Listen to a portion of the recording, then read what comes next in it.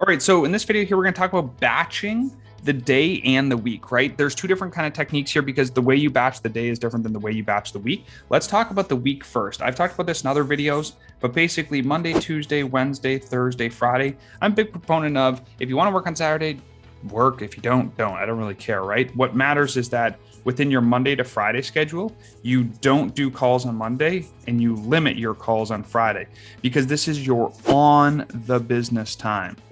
And if you don't schedule it, it doesn't get done because things that get scheduled get done and things that don't get scheduled don't get done, right? That's kind of just the way it is. So in here, this is where you take your sales, right? Your sales, your prospecting, your appointments, you take that. You can easily take 25 calls in here. There's some people are like, oh, that's not possible. Look, 8 times 3 is going to be 24, right? You're really, really close here to what you're looking for. That's not that difficult to do. 8 half-hour calls, it's going to take you 4 hours, 3 days a week. It's like, that's not that bad. Batching your week should look like that. When you go down to batching your day, it's going to look a little bit different.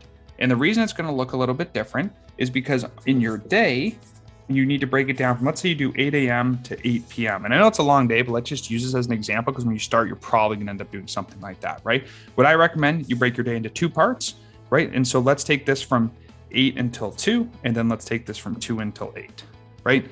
And if you break the day down like that, what I recommend is that your morning, very first thing you do, lead gen, okay? So that includes things like check your Facebook inbox, Instagram inbox, your LinkedIn inbox, and your email inbox for sales, not for operations, for sales. Then you take your sales calls throughout the day here, get the momentum, okay? That's in the back half of the afternoon when people are starting to get excited with what you're doing. The end of the day, this is where you recap and organize.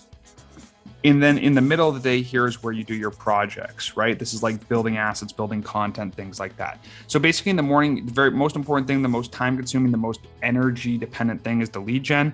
Then you run into your sales process so you can actually get revenue into the business.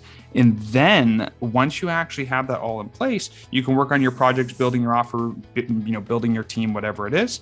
And then at the end of the day, do a recap so that you can start your next day knowing exactly what you're going to be doing. So that's the way that I recommend that you batch your day and your week.